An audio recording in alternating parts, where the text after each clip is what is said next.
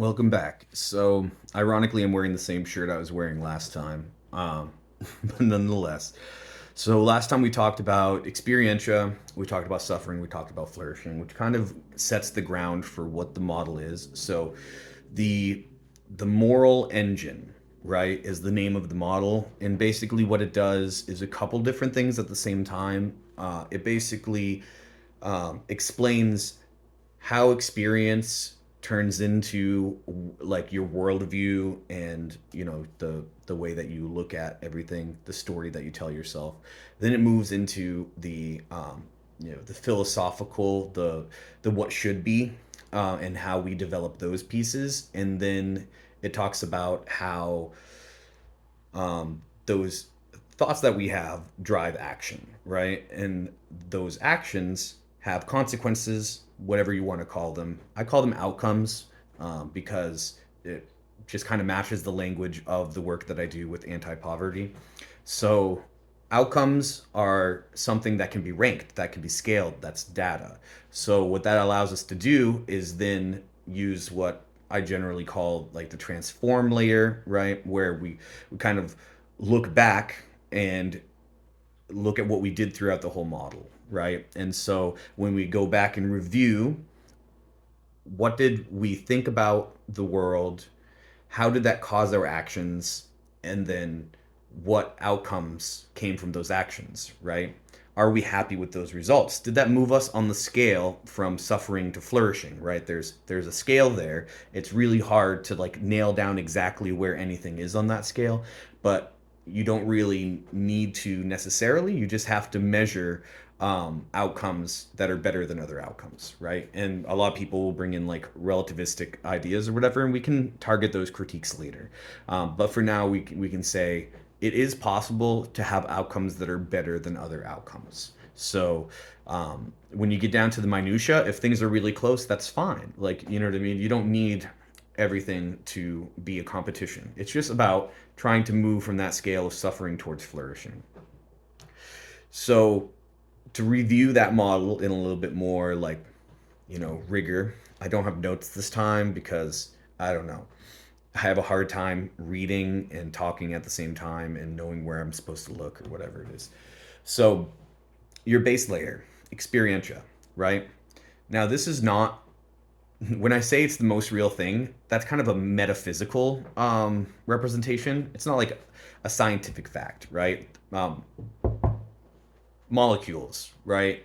Physics, etc., are like the baseline of reality. That's ontology, right? And then you have like axiology. I can't pronounce a lot of words. I'm an autodidact, so if I say things wrong, go ahead and call me out. It won't hurt my feelings. Um, and axiology is the idea of I think values, right? So and an experience, etc. The so Experientia is on that second layer. We don't even deal with the first layer until after we talk about the second layer because um, the physical world doesn't really do much to change your experience.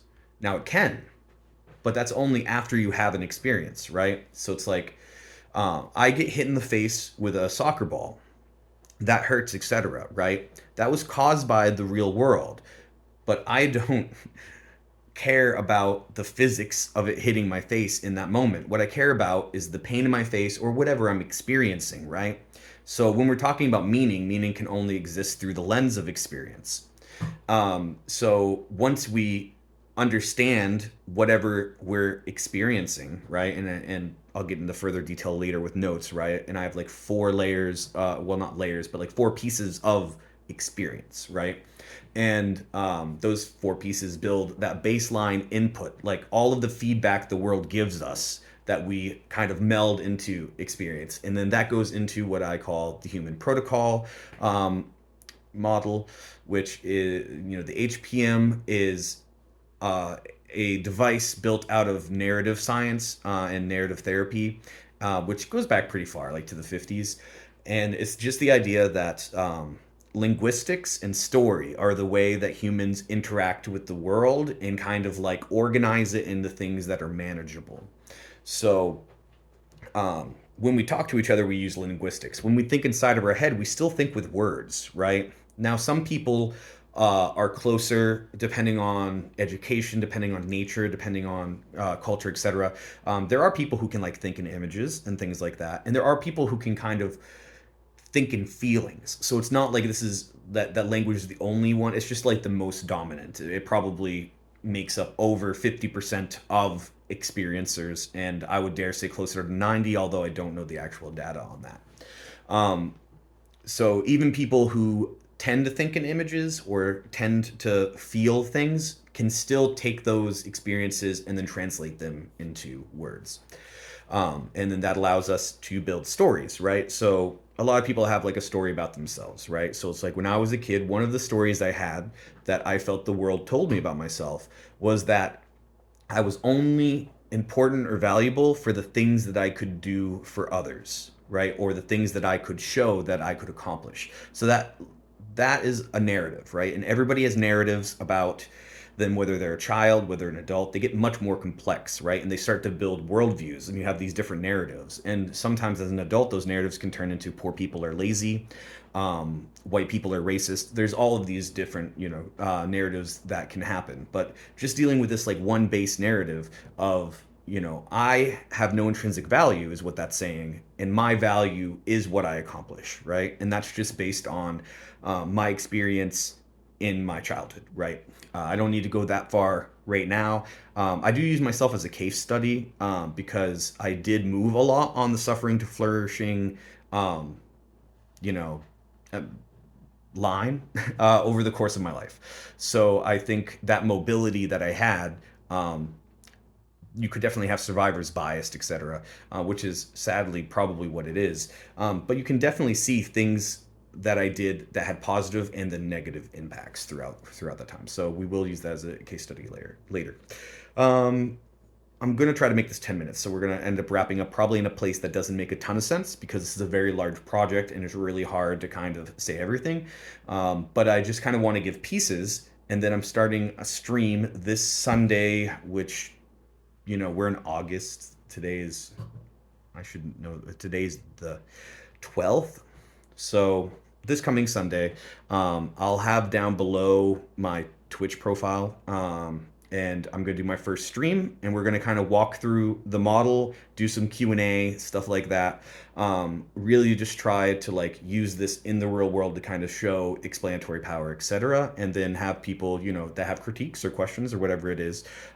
This is not a model that's made to be believed. This is not dogmatic. This is none of those things, right? So what I wanted to do was kind of explain the world the way that philosophy and religion and science try to, but they all do like different pieces, and to take like the best of these different pieces to create a meta framework of understanding the reality of experience. Not I don't need to explain physics, etc. I need to explain what it is like to experience life, what it is like to build a worldview, what it is like to have that worldview create different systems of thoughts and actions and then outcomes, and then how do we use all of that data to bridge towards transformation, right? That's what everybody wants from every culture, right? You're like, no matter where you go, there's always this kind of transformative story and this like pinnacle of what we're trying to reach as people, enlightenment or whatever. And for the most part, the way that this diagnostic tool would explain that would be understanding and flourishing is what we're really trying to work towards, and just make changes in the worst parts of our processes and the worst narratives that we have. So for the child who thinks that they don't have intrinsic value, well, that's really tough, especially if that child ends up being in an environment like foster care and going through multiple homes, because they're never going to believe what anybody has to say about their value or that they love them.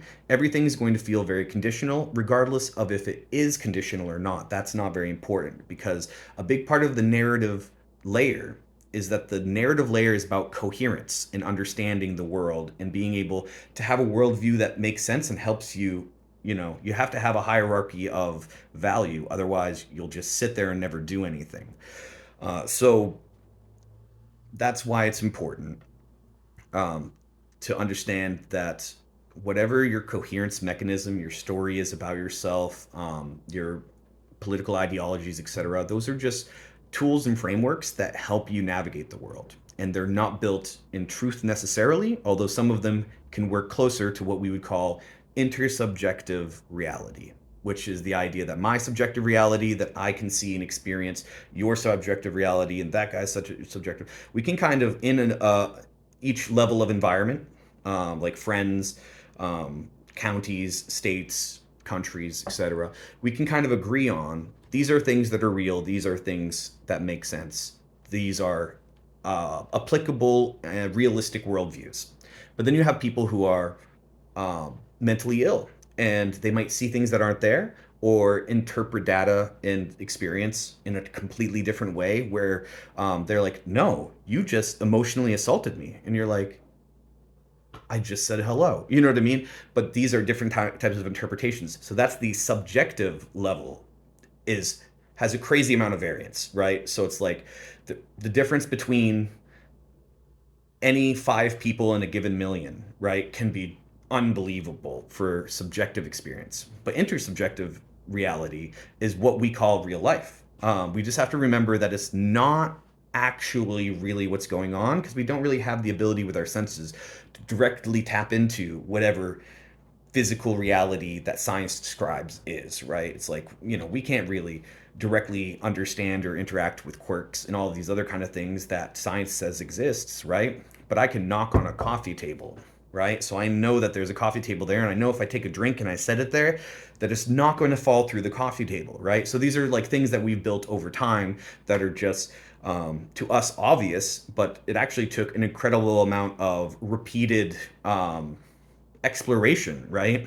Does fire burn you or not? You know what I mean? That probably took people longer to figure out culturally inside of a group than you would think, right? I'll kind of stop going because I can go on forever. So if you're interested in listening to me go on forever about this stuff and asking me some questions, I will be I will be replying to anybody down in the comments. I look forward to exploring, this work that I've been working on for a number of years. And just my personal coherence tool was kind of like building this systematic network by becoming more educated about things like biology, psychology, neurology, sociology, a lot of ologies, right? Um, but a lot of these sciences that kind of interconnect, and then a lot of faith-based traditions because before science, they seem to do a really good job of allowing us to get from point A to point B. And um, and that's important. And I think a lot of the times we overlook those things just because someone might not believe in an objective like Sky Daddy or whatever. But it's like there's so many truths in those different books. Philosophy, I've really gone deep into philosophy, and then of course I just have a lot of lived experience. Also through helping people from the inner city, ethnic individuals that had very different experiences than me, even though we both grew up very poor, etc., and just learning from everyone that I could, right? And this is what I have to show for it. And that doesn't mean that it's right necessarily, but it's certainly seems to be true to me. Have a great day.